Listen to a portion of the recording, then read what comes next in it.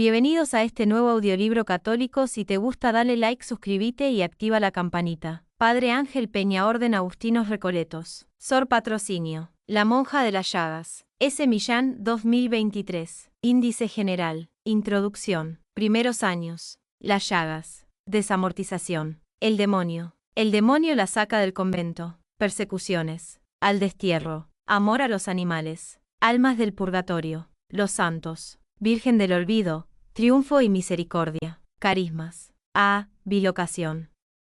B. Sin dormir y obedecer. C. Levitación. D. Conocimiento sobrenatural. E. Profecía. E. Éxtasis.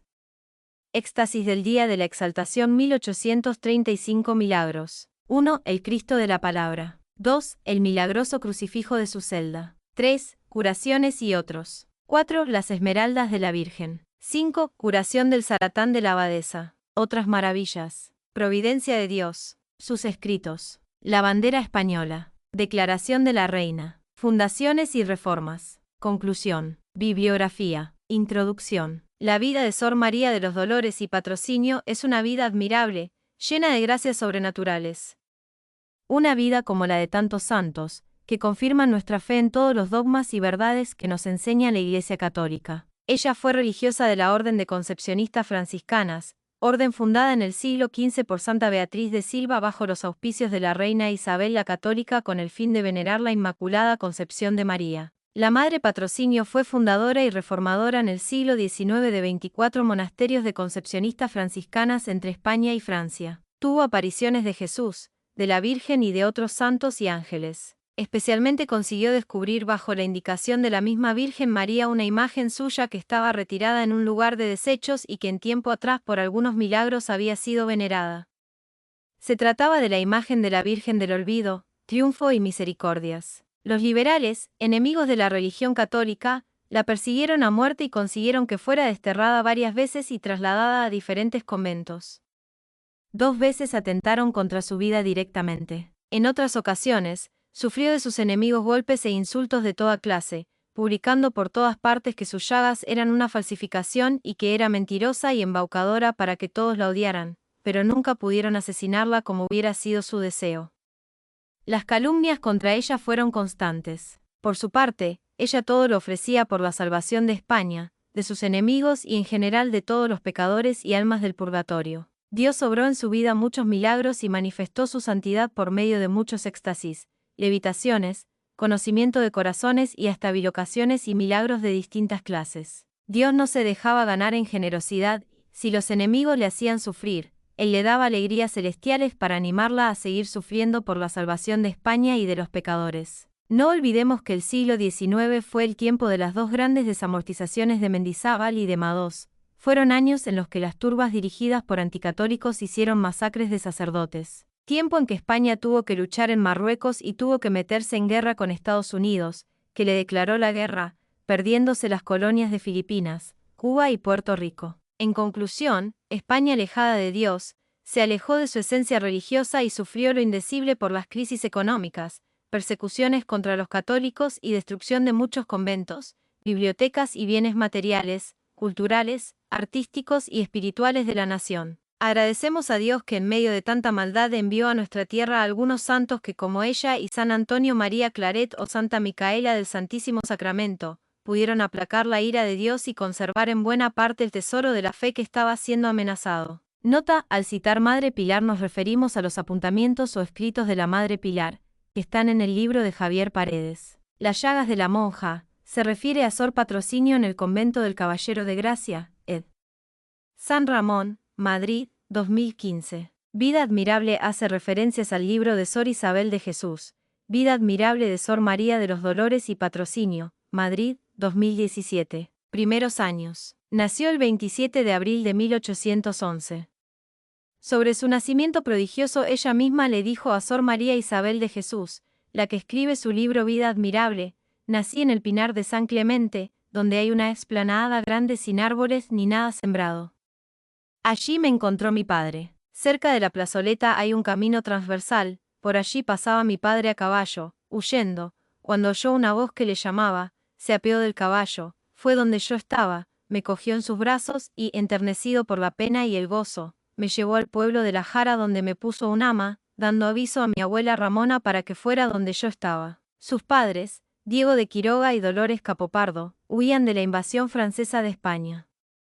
Su madre se adelantó con una criada y le vinieron los dolores del parto en el Pinar de San Clemente y allí dio a luz y, huyendo aprisa, dejó a la niña abandonada por miedo a los enemigos. Y cuando pasó su padre oyó una voz o un gemido y se detuvo y la encontró. Dios veló por ella desde el mismo momento de su nacimiento. En el bautismo le pusieron el nombre de Dolores Anastasia. Desde sus más tiernos años, fue esta hermosa alma favorecida del cielo con admirables revelaciones y visitas del divino niño Jesús y su purísima madre. Cuéntase de ella que, a los 2 años de edad, con ocasión de llevarla el ama a la iglesia, en donde se notaba ya que tenía sus delicias, cual otro San Pascual bailón, al pasar por delante de una imagen de la Virgen Nuestra Señora, alzó sus ojos y sus manitas al cielo y pidió a la celestial reina que fuese su madre, aceptándolo la Santísima Virgen y asegurándola que sería monja y madre de muchas monjas. Aseguraba el ama que, notando en esta ocasión algo extraordinario en la niña, la miró y la vio con el rostro tan hermoso y resplandeciente, que más parecía un sol que rostro humano. Era muy pequeñita aún y guardaba ya su comida para darla a los pobres, los cuales, besando sus manitas, la bendecían, encantados de tan celestial prodigio de hermosura, de inocencia y de virtud. Cierto día, no contenta de guardar para los pobres parte de su comida, ayudada de su hermano Juan, hizóse como pudo de un saquito de arroz y lo guardó para dárselo a una ancianita, mas, como después lo descubriera todo su hermano a la abuela Ramona, ésta les reprendió, para evitarles el castigo de la madre, la cual no profesaba a la niña Dolores el cariño propio que era natural y el que correspondía a una hija tan excepcional y virtuosa como esta tierna infanta. Como su hermana Ramona veía el disgusto que a su madre producían estas y otras cosas de Dolorcitas, le daba guerra y la mortificaba atando a veces una cuerda a la garganta de las muñecas monjas, y simulando que las ahorcaba, otras veces las arrojaba al pozo, o al aljibe, para que se ahogasen, y decía al mismo tiempo: «Mira Dolores, mira tus monjitas». Ella se afligía mucho y recurría a su padre, buscando salvación para sus monjas. Su padre la consolaba cuanto podía, poniendo paz entre las 2 hermanas, y por fin extraía del pozo las muñequitas y se las daba a Dolores, quien las estrechaba contra su pecho y las besaba llena de inocencia y candor. Por estas travesuras de mal género de Ramona, tuvo que sufrir no poco esta virtuosa niña, pues solía pagar las acusaciones falsas de su hermana con duros golpes, que le propinaba su madre doña Dolores. La inocente niña todo lo sufría en silencio y con gran resignación, manifestando ya desde tan tierna edad, la grandeza y santidad de su alma pura, tan amada y regalada de Dios. Cierto día, habían estrenado las 2 hermanas unos vestiditos muy lindos, con ramitos estampados en la tela. Estaba nuestra inocente niña sentada en una silla, ocupada en hacer una labor que su madre la señalara, cuando, llegando por detrás su traviesa hermana Ramona, con mucho cuidado, para no ser notada, le cortó, uno por uno, todos los ramitos del vestido y fuese enseguida a acusarla a su madre, lo que ocasionó a la sierva de Dios un fuerte castigo de la señora. Estas y otras aventuras nos contaba después la misma interesada doña Ramona que solía hacer con su santa hermana cuando era niña, sintiéndolo y llorándolo entonces mucho, como, igualmente, los malos tratos que, con su madre, diera a su hermana Dolores, siendo esta ya monja, de los cuales hablaremos en su lugar debido. Al mismo tiempo que esto sucedía con esta niña privilegiada, Dios la regalaba y la consolaba de diferentes modos a cual más maravillosos. Unas veces se le aparecía en forma de niño, descalzo y llagado todo, otras precedido de una cruz, o en brazos de la Santísima Virgen. Tendría unos 4 años de edad, cuando, apareciéndosele la Santísima Virgen, la enseñó a leer, escribir, coser, bordar y otras labores, conforme a su edad, para que su madre, que siempre era muy exigente con Dolorcitas, no la castigara, como solía hacerlo frecuentemente, llevada de ningún cariño que la tenía, permitiéndolo Dios así para acrisolar a esta niña, desde el principio, en los trabajos que habrían de ser su pan cotidiano durante su atribulada y larga vida. En una de estas apariciones de la Santísima Virgen renovó en sus manos el voto de virginal pureza que, desde los 3 años, tenía hecho a Dios, en fuerza del encendidísimo amor que le tenía desde tan temprana edad. Tan llena de los dones sobrenaturales del cielo y tan capaz y bien dispuesta para la virtud y trato con Dios la encontró, en la edad de 6 años, un p. Escolapio que la confesara,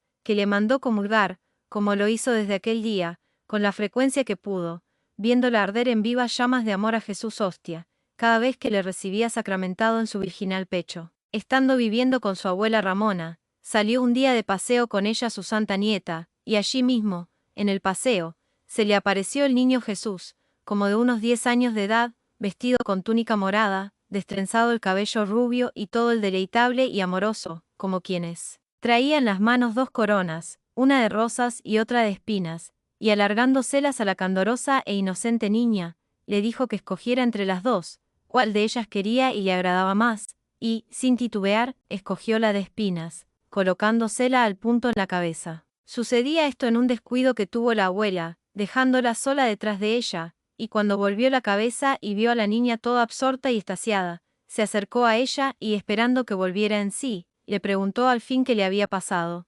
La inocente virgen se lo contó y, extrañándose la venerable anciana de que hubiera cogido la corona de espinas, le dijo que porque escogía más penas, a lo que respondió ella, porque estas son las más agradables a Dios.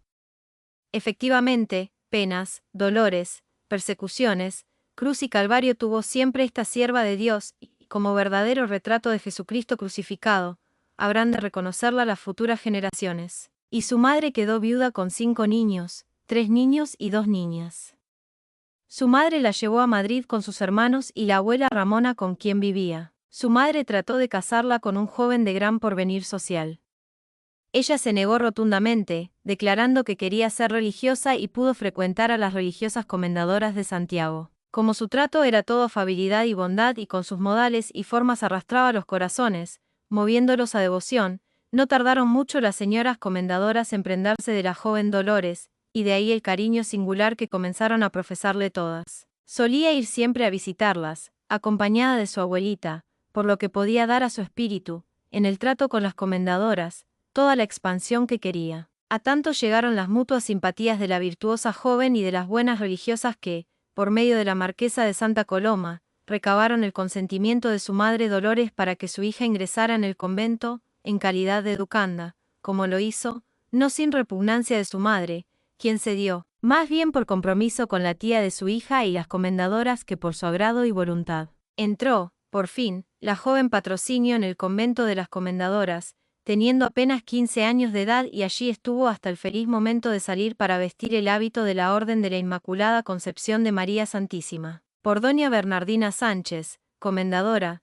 se supieron muchas particularidades de su vida en aquella santa casa, tanto en lo que se refiere a las virtudes, como a los favores extraordinarios de Dios y persecuciones del demonio que, durante la época que allí estuvo, experimentaba esta candidísima Virgen. En este mismo convento de las comendadoras, un jueves santo, entraron en la iglesia 2 hombres, con trazas de caballeros devotos, pero mi venerada madre, en cuanto los vio, fuese enseguida a dar aviso a Bernardina, diciéndole que aquellos hombres iban a robar. No quiso la maestra creer a la discípula, porque veía muy devotos a los supuestos ladrones, y la reprendió encima, para que no fuese nunca ligera en sus juicios. Efectivamente, eran 2 grandes ladrones y el robo que hicieron allí mismo fue de gran consideración, por lo que la señora quedó confundida y escarmentada de no haber creído a su santa discípula. Estaban plenamente convencidas las comendadoras de la vocación religiosa de Patrocinio y solo esperaban el momento de su decisión formal, creyendo sería de su orden, una vez que tan contenta se hallaba entre ellas y tan fácil se le hacía la vida regular en aquella santa casa. No dejaron nada por hacer, en orden a decidirlo,